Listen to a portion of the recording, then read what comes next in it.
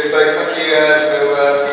We'll make a start. My name's Tony Little. I'm a director of OrganicPlus. I'm really delighted to be chairing this session. Partly also because I've been quite actively involved in looking at alternative mulches and working with farmers and managing their projects there. So it's a topic that's really quite close to my heart. I think generally, this workshop picks up on something that Lawrence Woodward picked up in the previous session, for those of you who were in that. That was the idea that actually the organic standards are not static.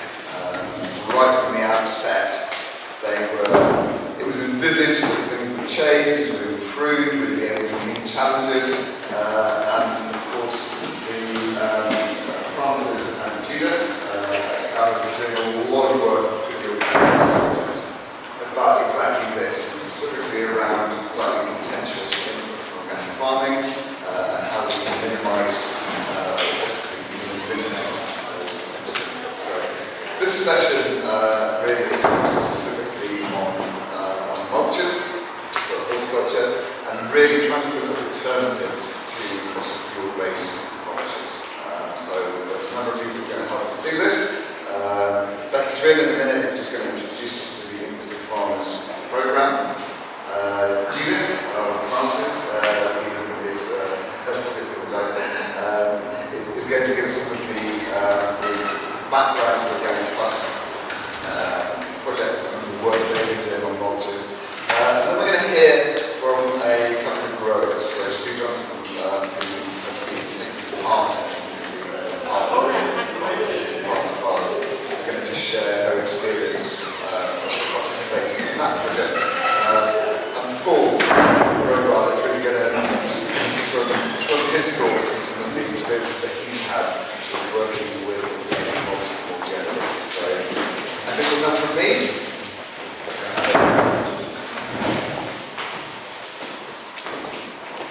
Hiya, I'm Beccy. I manage the Innovative Farmers Programme. So we were set up to basically fill a gap in funding where so much agricultural R&D funding is not accessible for ideas that farmers actually want to look at themselves. Often it is more dictated from research or from industry. So we've set ourselves up to, sorry my head's in the way, support farmers and researchers together to design on-farm research trials. And to date we've run around about 115 of those in all sectors, horticulture, arable and livestock, as well as mixed systems, into topics hugely ranging from things like living mulches, which is really popular at the moment, agroforestry, silvopasture specifically, some tech-based solutions, but again, with the emphasis on them being co-designed and where the agenda for the research and the way it's designed has a lot of input and involvement from farmers. And we've got labs all around the UK, of which this one on plastic mulches and alternatives to plastic mulches is one of them, and people you're hearing from today have been involved in this. I've just got a really short video.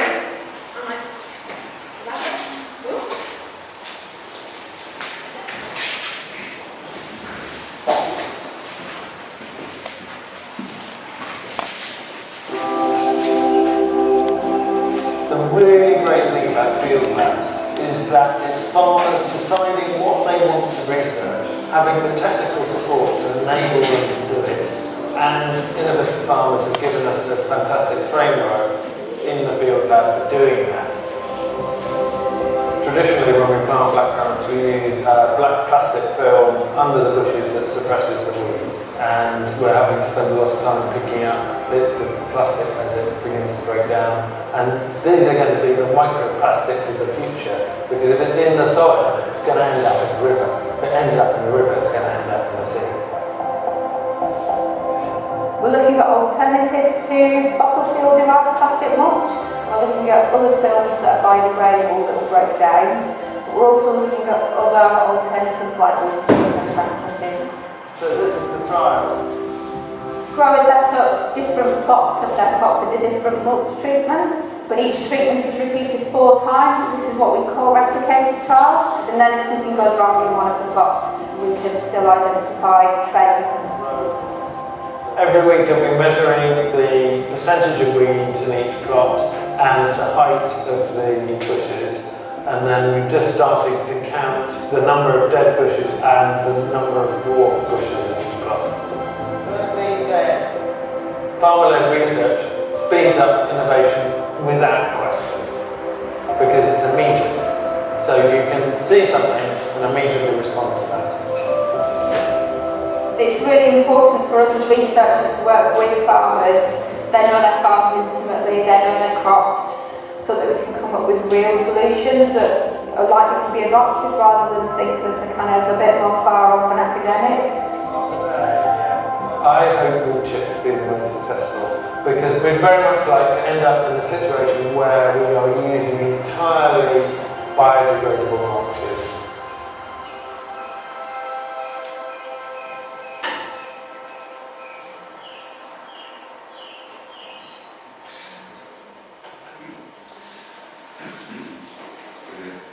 Good.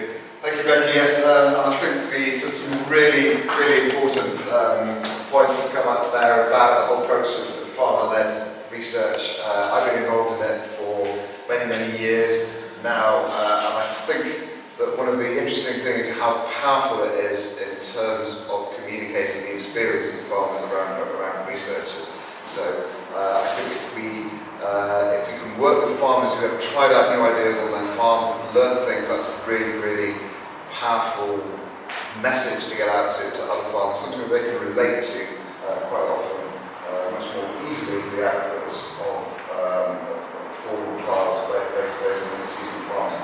I think perhaps one of the interesting things for me that perhaps didn't come out quite so well is the learning that goes on between researchers and farmers. You're operating in new territory for both farmers and for researchers. Farmers quite often have never been driving or been involved with research projects. And from the research side, you're valuing different things. It's the control you've got over the variables is on a commercial farm fairly limited. So it's a different approach for researchers saying, okay, we're working within a living system farm. Maybe we have to value different things. And one of the most valuable things I think is the farming experience. And I hope that that's going to become apparent as we go through the workshop. So, as I said, I'll invite Francis and then Sue and Paul to talk. And I think what we'll do is we'll just go through those presentations. If there are any points of clarification at the end of each section, we'll pick them up earlier. But I'm hoping that we'll leave at least half an hour or so at the end of the workshop to discuss. So, without further ado, Francis.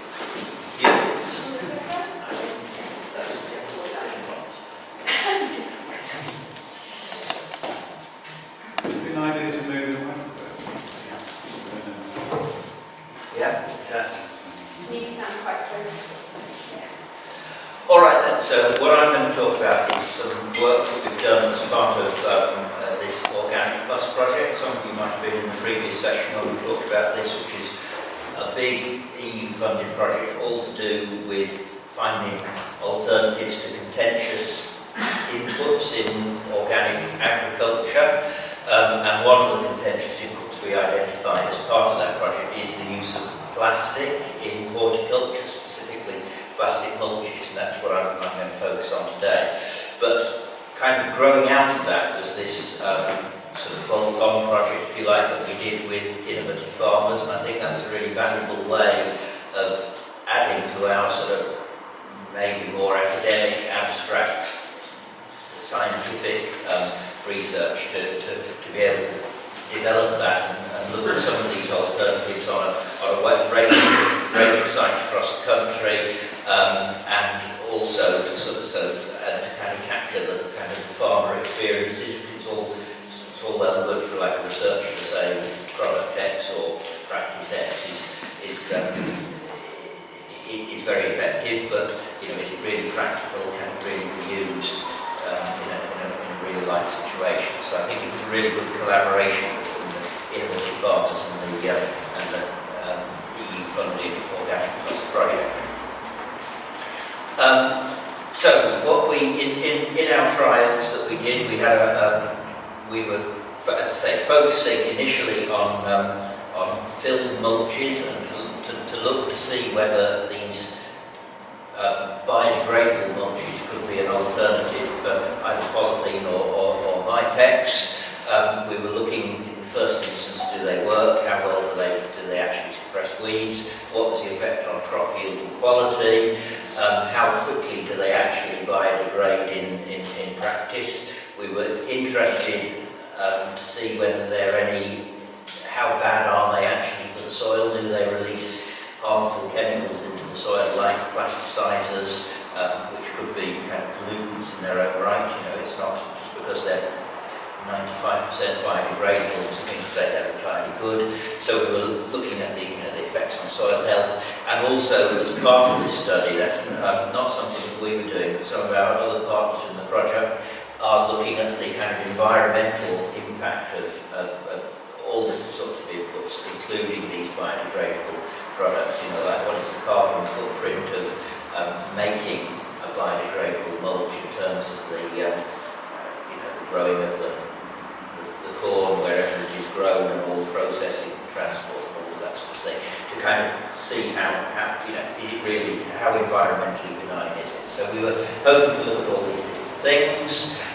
Just to flip through, this is just like kind of a replicated trial design that we used in our research field, which itself was done in collaboration with a community-supported agriculture farm at 5 acres at Rayns. So, and we had a range of treatments, including the kind of conventional or non-biodegradable materials. So we had some commercial biodegradable materials, and we also had these cut products, and these were innovative materials produced by one of our partners on the project in Poland, who were like kind of looking to produce perhaps, I don't know if you might call them next generation of biodegradable materials. So we had a range of things there. This is just a quick look at the trial setup. You can see the blocks there. They were about 4 meters long and 1 meter wide. One thing to say is that the innovative Polish mulches, the cut ones in the first year, they were white and they weren't so good at all because they acted like the greenhouses and all the weeds grew underneath, and then they quite quickly tore open, and as you can see there, that was a bit of a failure, which shows that innovations aren't necessarily a development. In the next year they produced a different material which was black, and that was fine. This is, there are lots of results we've had from this, and we're not sort of kind of going to dwell on them, but basically you can see we had some which we hand weeded and some which were left to let the weeds grow. Not surprisingly, the unweeded ones got weedy, and also the white plastic ones did, so got weedy as well. And the onion yield, the mulches, where the mulches were successful, they all did well, biodegradable or non-biodegradable. We haven't really got time to look at all the details, but if anyone wants to learn more about it, I can tell you more later on. We also used cabbages as a test crop, as well as the onions. It was interesting the kind of contrast between the onions and the cabbages, because the onions are obviously very vulnerable to weed competition all the way through the growing season, whereas the cabbages really just need it early on. And so there, the kind of the white mulches, although they broke down, they lasted for long enough to be to give a good effect on the to be effective, to be worthwhile. And similarly, there are some of these kind of graphs which show that. But that was what we did in 2019 and 2020.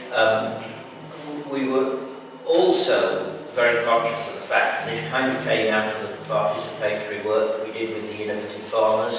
There was a lot of interest from participants in using on-farm materials, avoiding the use of these synthetic biodegradable materials at all, to see to what extent people could use locally produced materials, and so we tested this kind of range of things. We had wood chips, and obviously there's quite a thing with wood chip going on. It's quite a, it seems to be the thing everyone's interested in now. Here we looked at both poplar and also willow. The reason we used poplar is we were, again, this is one of our partners in OrganicPlus in Germany, ATB. They're producing this extruded wood, so they're kind of squeezing it through some special rollers that kind of fluffs it up. And this is often used for making MDF and also for insulation materials. So we were looking at how well that could be used in horticulture as well as a mulch. We also looked at green waste compost, grass clippings and hay as things that you could sort of readily produce yourself. This is just a kind of overall view of the trial. As we had two different rates of application of these things. And in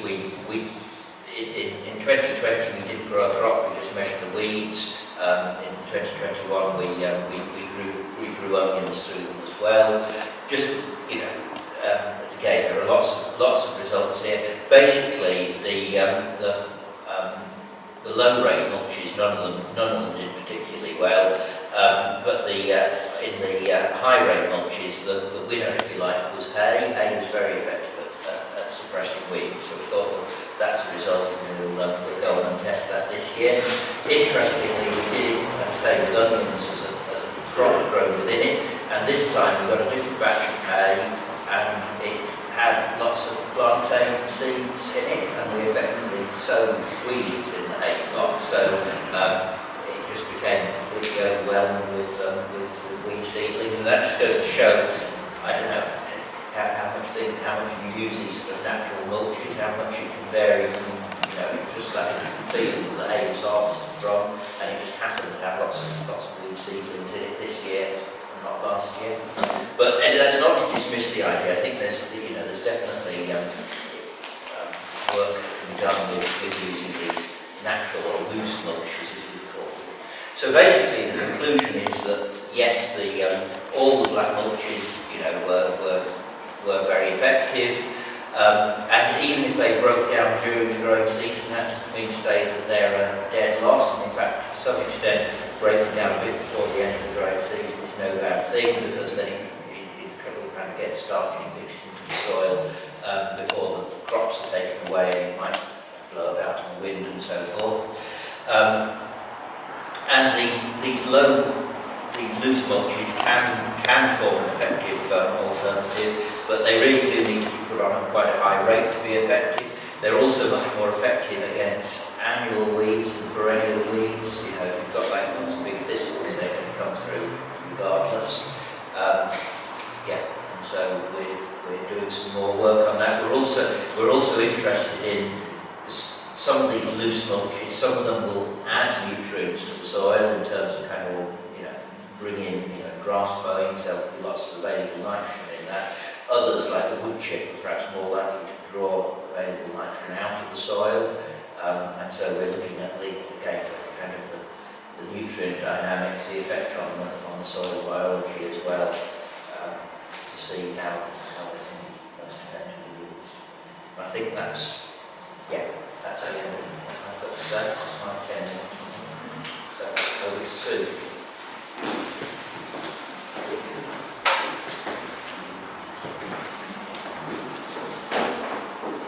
So we're a small market garden, growing organically on about an acre, trying to do minimal dig or no dig if possible, definitely no heavy machinery.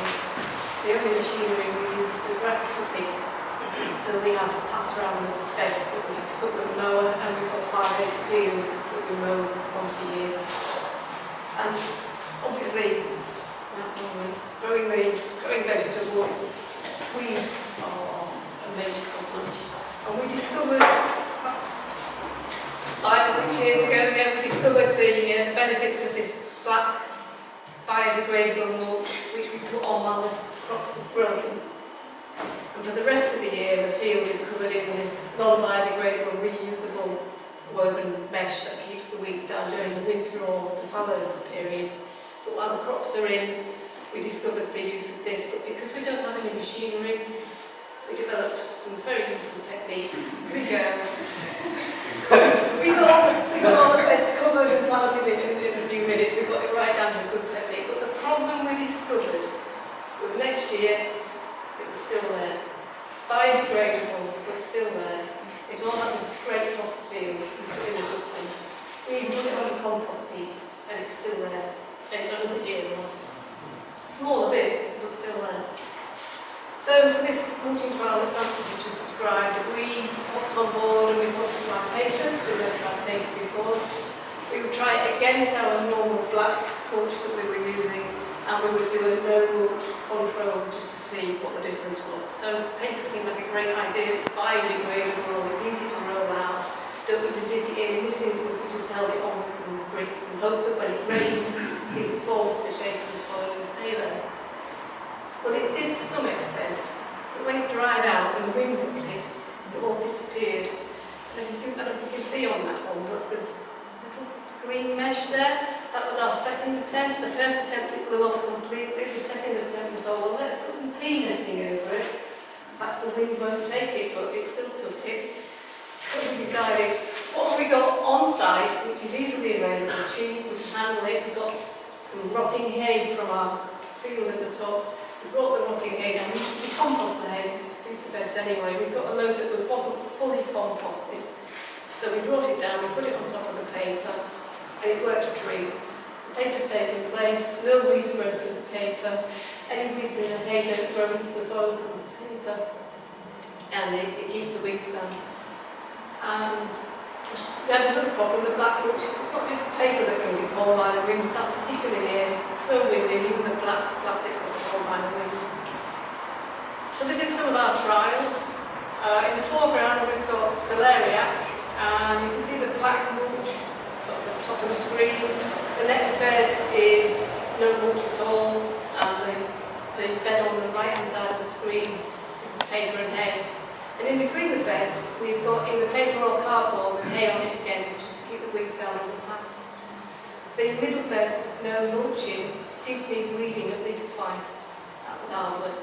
And as a result, because we couldn't time it particularly well, that was our least productive bed. The black mulch and the hay produced very good crops. One problem we had with the celeriac, right on the left-hand side of the screen, near the empty frame, our very first bed of celeriac went in with black mulch. It got so hot in there, it was very hot May, and it bolted. It got just bolted on the black mulch. The rest of it didn't, but black mulch did.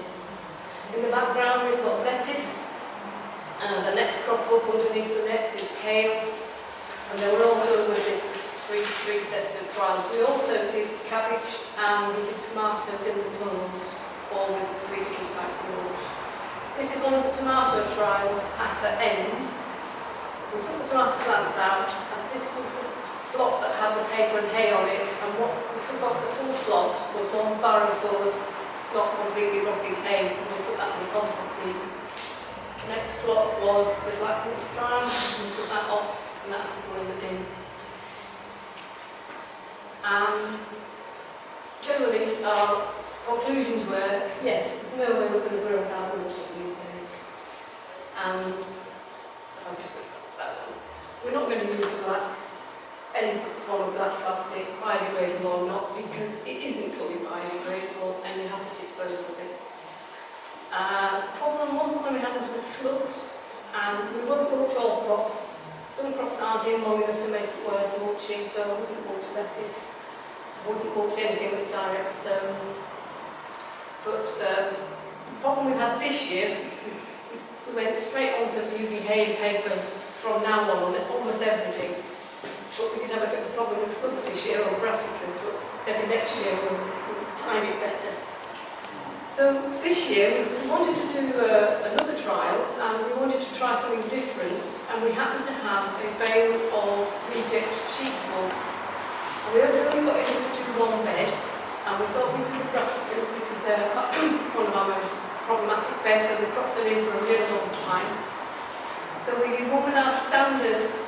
The middle slide shows you the 2 beds in preparation. The one at the top that's darker brown is got paper with rotted hay on the top, and the one in the foreground is just sheep full on top of the soil. And we sprinkled it on by hand, and that was as much as we put on in the end. It's quite a deep layer. And 3-4 months later, the right-hand bed, we got slugs on all of it, but the ones in the sheep's wool, they survived the slugs and they thrived. So the sheep's wool has some effect at diminishing slug activity, and it's also probably feeding the kale, which is high nitrogen. This is our 5-acre field, which we don't use for growing on at the minute, but maybe in years to come we'll expand onto that. And every year we just cut it to stop turning into a woodland. And we used to give it to a local farmer, and he would trade us back some Cambre or something. And one particular year, he came and he turned it 3 times, and it rained every time. And he was wondering what to do with it. I said, just bale it up, put it in the corner, and we'll compost it. And we've done that ever since. Our own homemade compost. And that's last year's stuff. That's this year's crop. That was cut in September, baled up with no string, and just left to rot. And then 2 months later, the bales are already half the size they were. We compost it by adding some manure that we get in, and we've just got the compost in there as well. The whole lot goes back into the lower field to feed the 1 acre of vegetables. Oh, that's a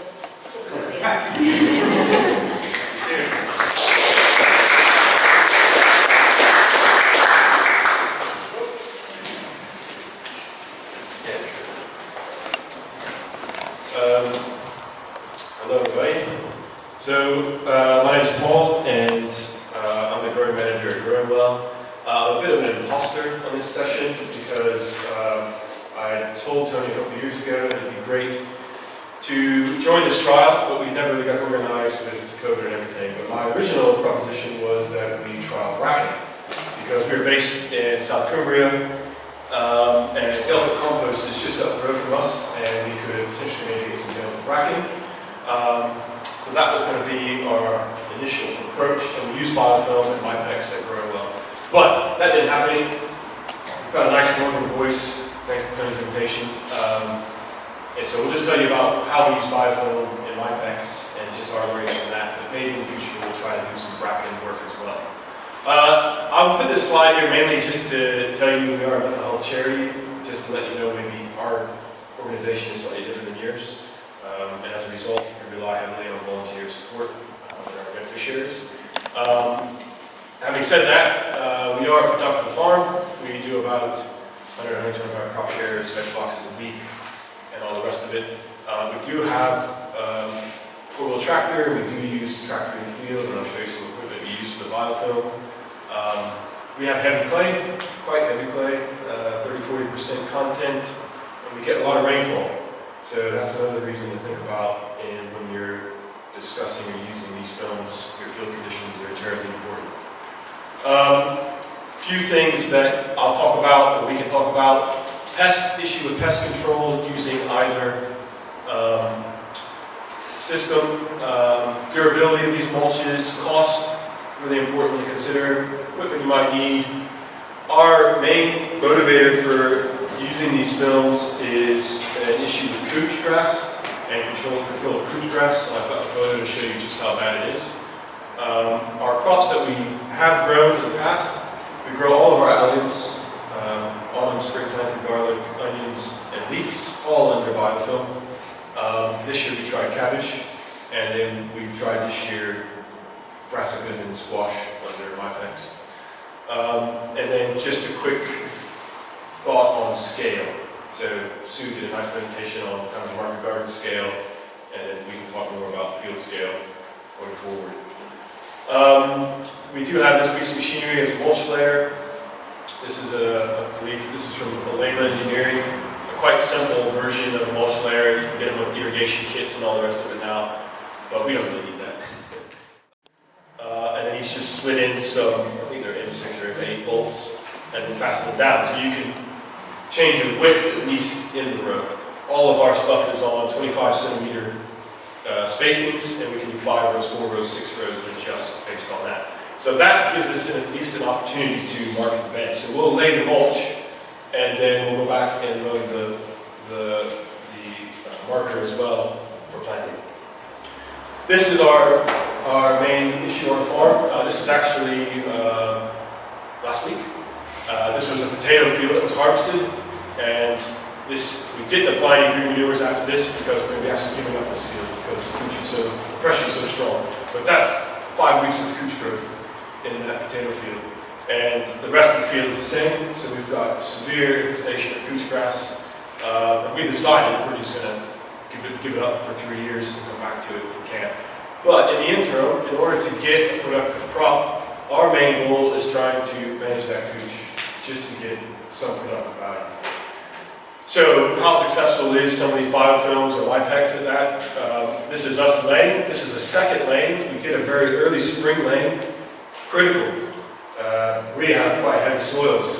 If you have lighter soils, you may have more flexibility in play with this. But what happens is if you have heavy soils and it's still wet, instead of getting a nice sealed edge here, you'll get clods that'll kind of roll up, and it will hold it down. It'll be air gaps, and the wind will come and pull it, and you're done.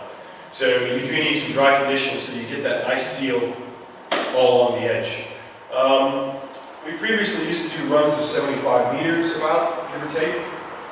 These are now shorter because we're kind of going back to working with volunteers more, making volunteer-centric. So a lot of them get pretty demotivated doing 75 meters. I just say it because it's probably overkill for us.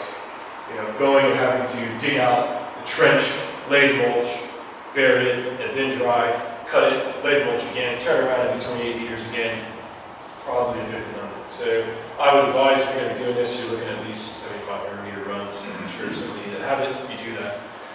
I don't have a really great photo of the bed marker, but this is an example of how we would then go and plant.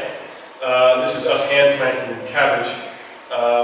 And so we didn't use a bed marker because we used different spacings on this, but we basically just lay out a tape and use trowels and plant direct.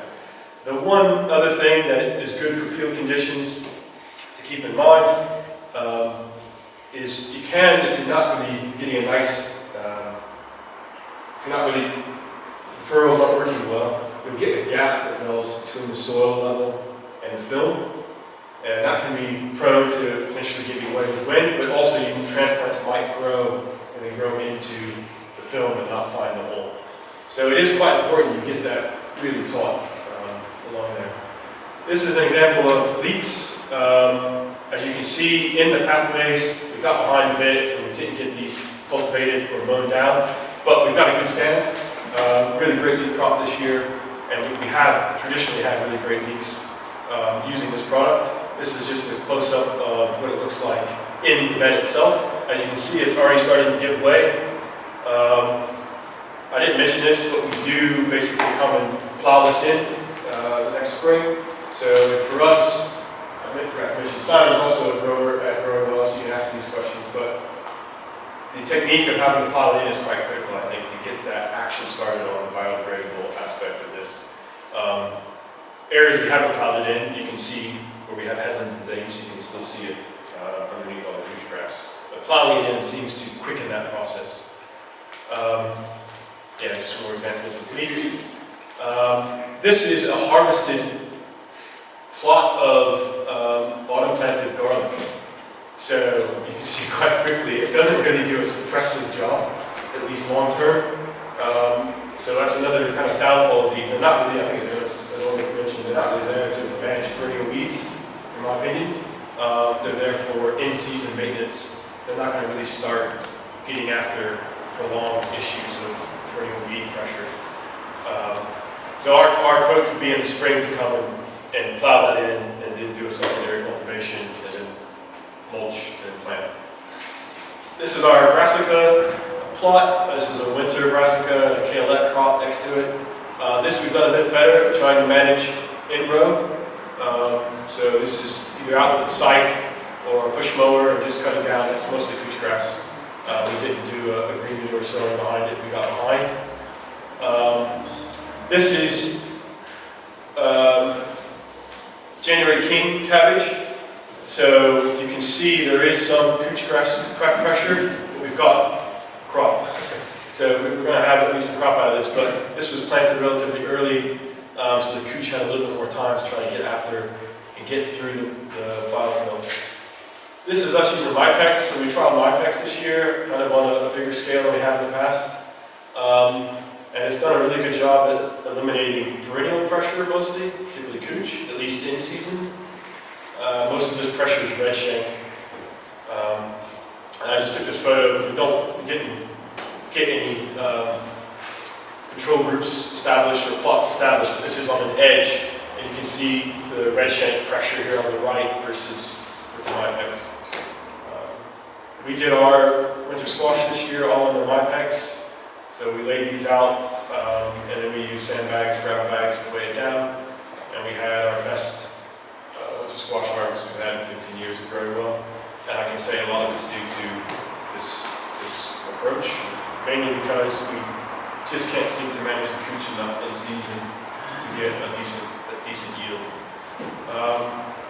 This is just a comparison to see what it looks like on the MyPex after 3 months down versus the biofilm. And I guarantee there's probably rhizomes under there. And if we wait until they'll up, it would come back next year, but it seems to at least have knocked it back. So going forward, we're going to move away from probably both of these because we're going to rescale a bit and not be using the 4-wheel tractor as much in the field. So we're going to move away from biofilm applications. I think it has its purpose if you do have particularly some perennial weed pressure that you just need to get the crop, particularly alliums. And MyPex, we think, could be a solution for using when we have areas of fields that have acute infestations. So in our rotation, out of 8 blocks we have, 2 are in green manure, a 2-year lay, and then 3 of our blocks were under MyPex, and 2 of them were under biofilm, and 1 was potatoes, and nothing was filmed, there was no mulch. So we think in the future that could be useful, is to use it as an acute treatment and that rotation scheme to try to do some perennial weed control in the future.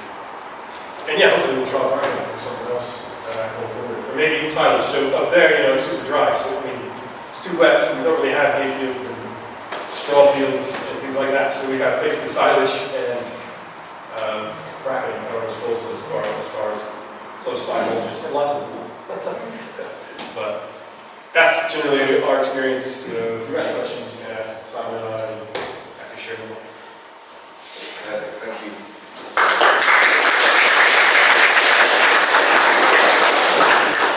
Good.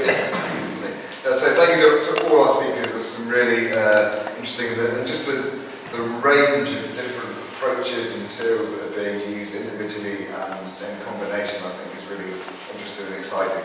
So we've got about 20 minutes left, so I'm going to give that over to discussion. I'm going to try something just to see if we can organise the threads of the discussion a little bit. So if you have a new question you'd like to ask, if you can put your hand up like that with 5 fingers. If you want to respond directly to what somebody's just said, or an area that's directly relevant to that point, if you stick 1 finger up, I'll see if we can do that. And hopefully that way you can get that one.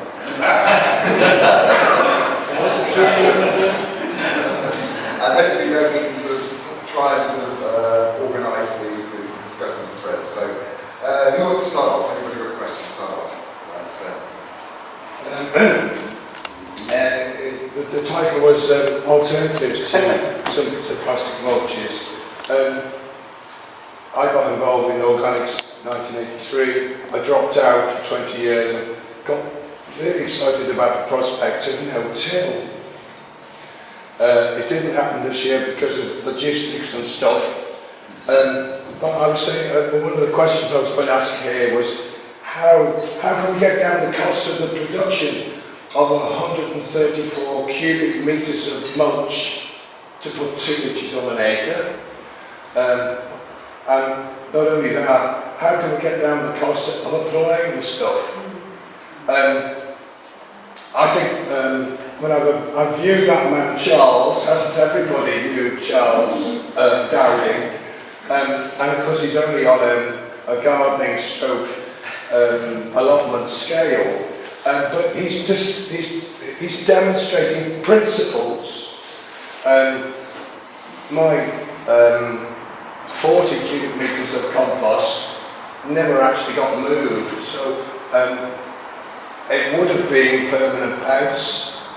Today, some of my permanent beds of leeks are looking, which is only till, the leeks are looking quite well.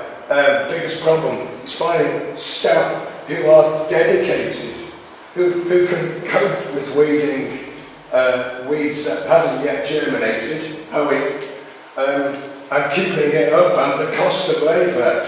But the no-till thing would have, the initial expenses there, but then you're set up for some time, you may have to apply more. I'm surprised it hasn't come up here today.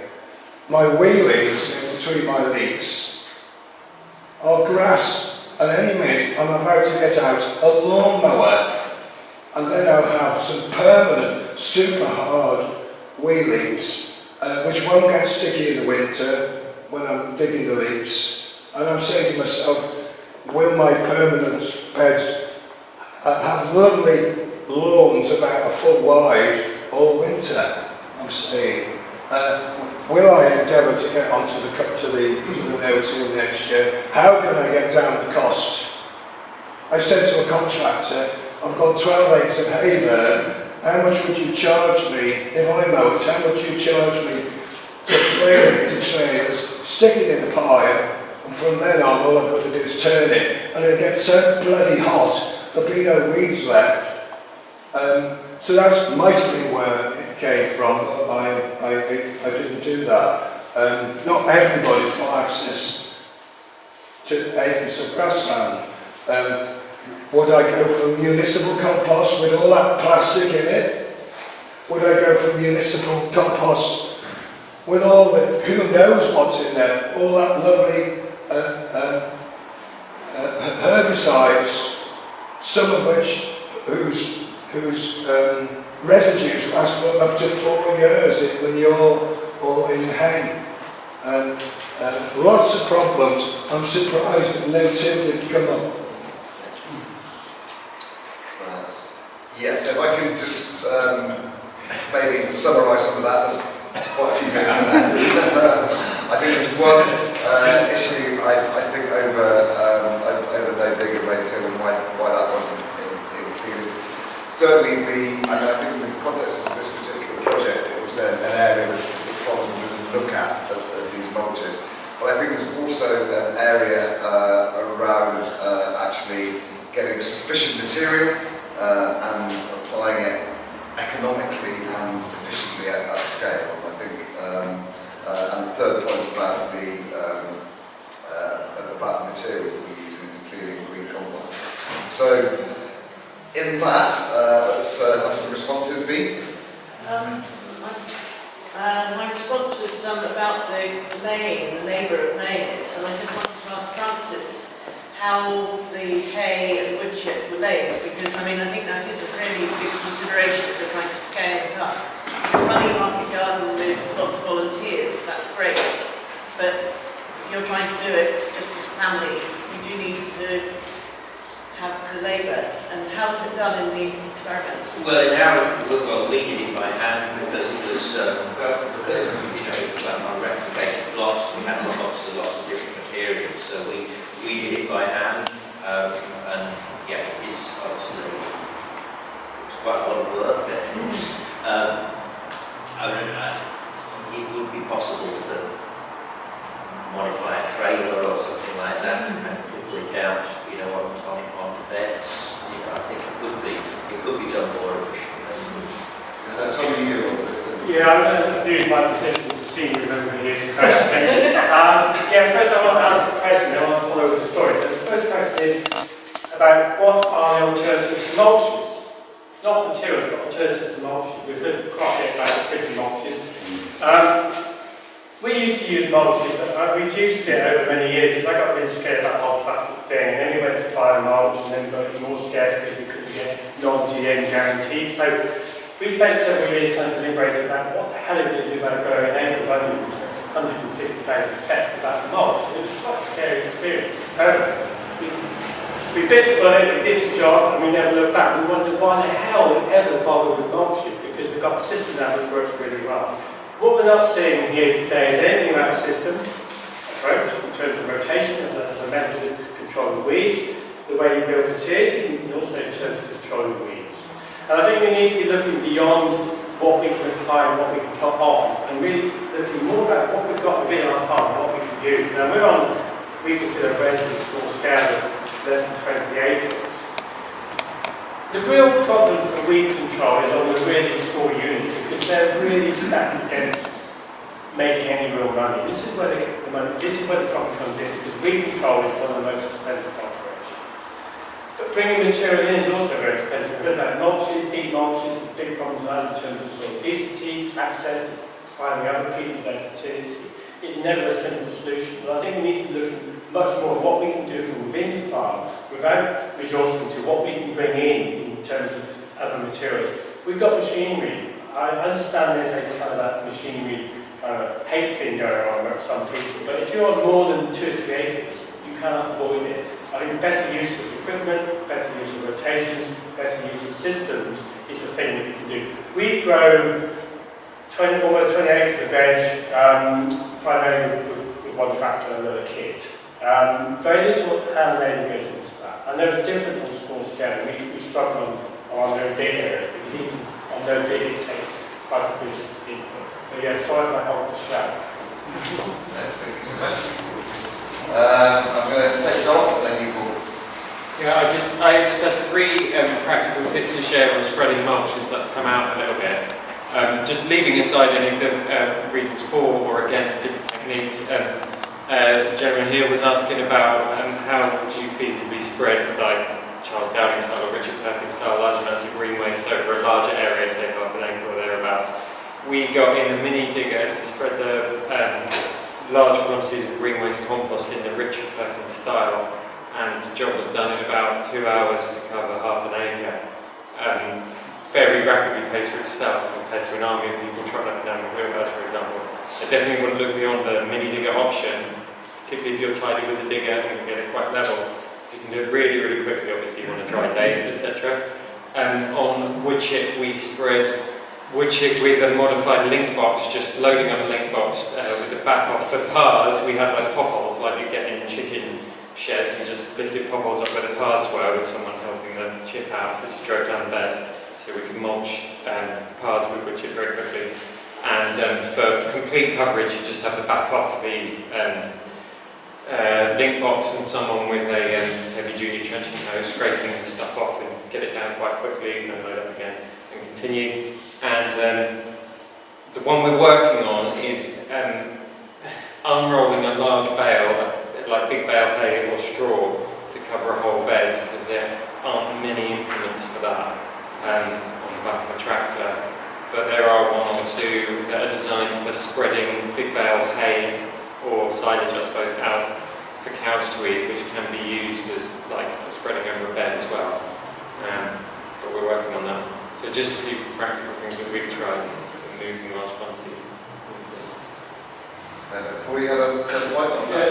The first thing is, I'm not sure, it was 2018 or 2019 at ORFC. Farming conference, where was that presentation by Johann Storch, who was based in Germany. I can't remember the outfit, Bio or something, but he was promoting. He has a really great system. I thought about because talk about how to apply this stuff. He has a system where he's cutting essentially the crop and then coming and spreading it essentially with a silage thrower, and he's got a bespoke transplanting kit. I remember his talk as a very large scale production system applying these type of mulches. This is really good. It's on, I think, our ORFC's YouTube channel or something, so that's what I'm looking at. And then I think Ian points a really good one. Thanks for raising Ian. We kind of did that assessment. We sit there saying, why are we fighting this? You know, maybe there's something else that needs to happen with this field. We are on a large organic certified dairy farm. You know, why don't we just have that conversation? and then, do something else different, and really get those rotations down and that planting down, and try to control the weeds in a different way than just every year we're going to go buy 2,000 meters of non-GM biodegradable. And I think that's kind of clipped for us this year. So it is, we're very much looking at that system better.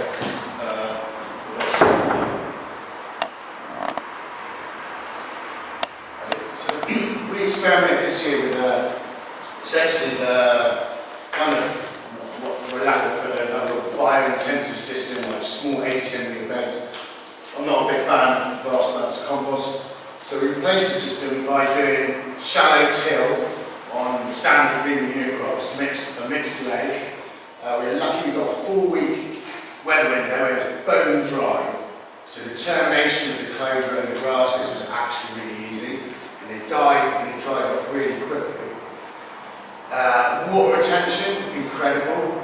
It did rain a lot after that, but when it dried out after that, the water retention was amazing compared to bare soil. The biggest problem with a fresh, living green mulch dropped on the soil was the slope populations were insane. We had derogated and put some slope beds down and we've got a signal problem.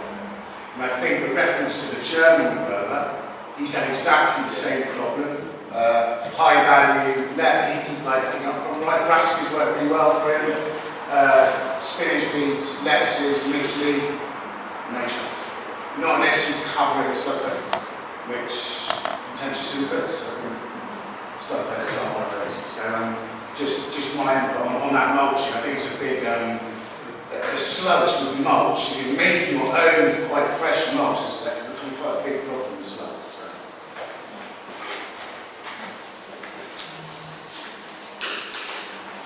First one, sir. What was the reason behind it? Basically, this research was focused on a small scale, in a sense, what Ian finds. That's being very fair. This wasn't focused on that, was it? What was it about? Was it looking at small?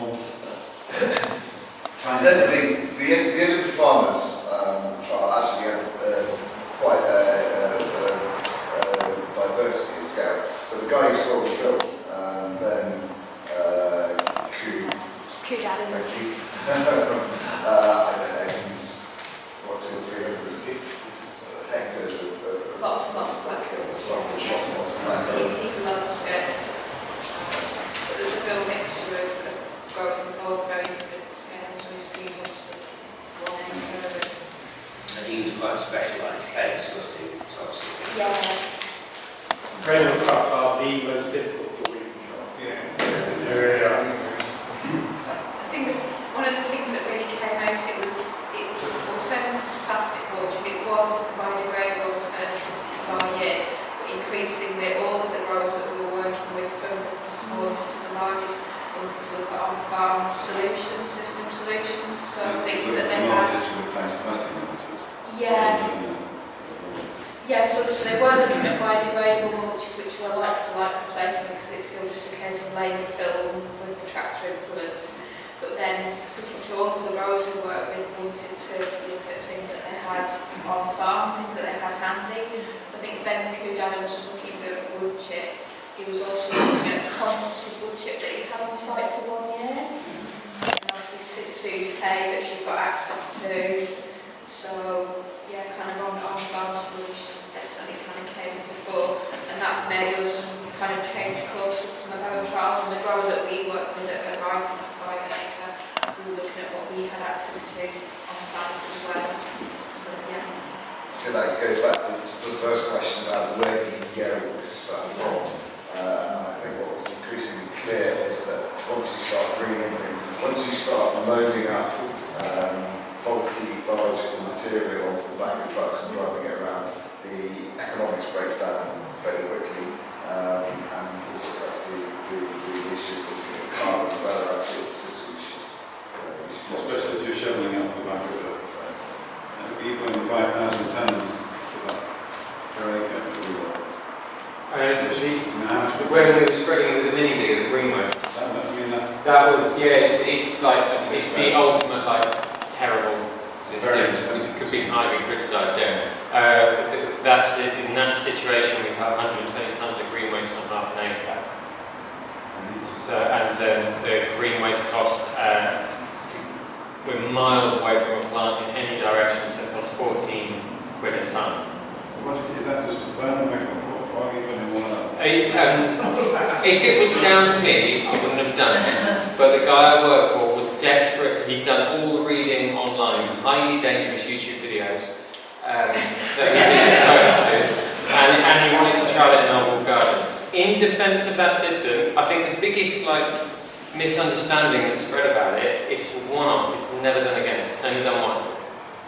It's only done once. It's not done repeatedly. It's only done once. So you have that input once to convert an existing mess into what is meant to be a no-dig system from there on. So, yeah, if it was down to me, I wouldn't have done it. But I'm interested in. I see it as an experiment, really. You know, which I'm interested in. And that's within a walled garden. It's not part of a field. It's kind of a restricted, a limited space that you're cropping very intensively. It's kind of an extension from what people are doing at the moment in tunnels, which is... So it's not about scaling up to the field scale, is it? No, we're expanding into the field, but when I've got no intention of using that system, and I'm slightly concerned what my employer is going to demand we do in the field. But anyway, that's another story. So Chris at the back there, then I'll come to you afterwards. I just want to bring the aspect of soil quality and weeds into this discussion, because if one just thinks about how can I get rid of the weeds or suppress the weeds that I don't need to weed, or I need to first sort of think what sort of weeds do I have and where do they come from, why do they have them. So looking at your soil conditions, and if one just ignores them and just puts a cover on to get rid of those weeds, quite often you increase that problem of weeds long term. So you also need to, and sometimes I don't want to completely ignore covered or mulches, but I think you need to always be careful of what problems you cause by putting covers down here, because you can actually increase your weed problem long term. Yeah, or you can work on your soil condition and reduce your weed pressure, and then you have less to weed and you don't need any mulches.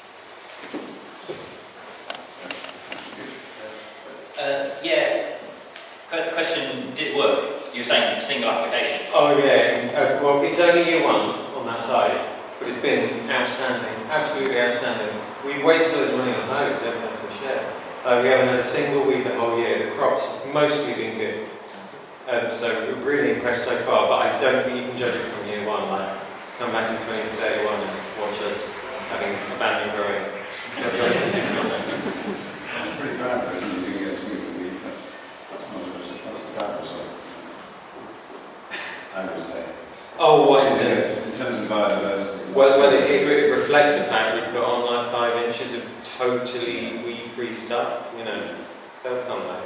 Put tarmac over it, that works as well. Can I ask a question? What happened about the wall? Did you dig it in? Did you take it away? Is it, I'm very interested in the wall. That is this year's trial. The rocks are still in the ground, and we can answer that later on. But it's going to be with rot. We have about a builder's sack full of local fleece 18 weeks ago, sharing it when I got to the local school board. And I brought it home, didn't use it straight away. I left the wool in a time on the tools, and it's very slowly rotting down. It's very short fibre length now, you know what I mean? Very slowly breaking down into very short fibres. So it will incorporate the soil. Do they, right, is the slugs love tiding under it? No, the slugs don't like wool. Right. The worms of it, that's the thing. You can see it's full of worms coming up to eat it, but they get very few slugs in it, and I don't know why. Do you need to get rid of the organic farm? Maybe long term. Yeah.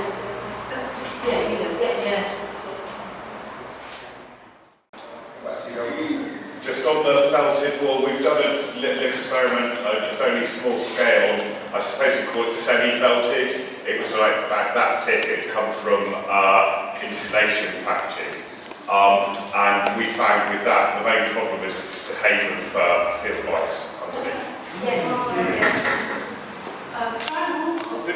fuel. You know that's used in a lot of veg boxes. And I know that we managed to get hold of one of them during COVID because nobody wanted to recycle. We couldn't recycle the water that comes back to the farm, and then we used quite a lot of that. We also had a problem with birds. They just love it. All the corvids take it to their nests. And they ended up looking ridiculous because it wasn't in a line anymore. But, yeah. One last point, so that's off to lunchtime. Yeah, I just wanted to ask you a bit about soil temperatures under there, because obviously flat sheet, you expect the soil to get really warm. I stuff mulch like asparagus with loads and loads of straw, and found it didn't grow until about July because it kept it so cold under there. So Yes. what were your experience with that? What's interesting is we've got a set of soil thermometers to bury in with one of the trials. We buried them about 6 inches deep, one under no mulch, one under the hay, one under that fabric, and they were in for June, July, August, September, October. June, July and August, the hay one was cooler than the other two. September and October, the hay one was warmer than the other two. So it has an insulating effect. And if you want to put it on when it's warm, then keep it on in the winter, but don't put it on too early in the spring like so. I see, yeah. Brilliant. Good. Well, thank you very much to all our speakers. Thank you for participating. Becky, Just really quick one. So we love to hear from anyone that has ideas with more farm-led research. I've got these yellow cards. There's some at the end there, but please take them and pass them back to me if you have any ideas, or I'm upstairs as well. We also have, we've showcased some of the other field labs. For example, Andy, in the buckwheat for cooch control was a really interesting field lab recently. Yeah, have a look in our field lab journal, all upstairs. Thanks. good. Enjoy lunch.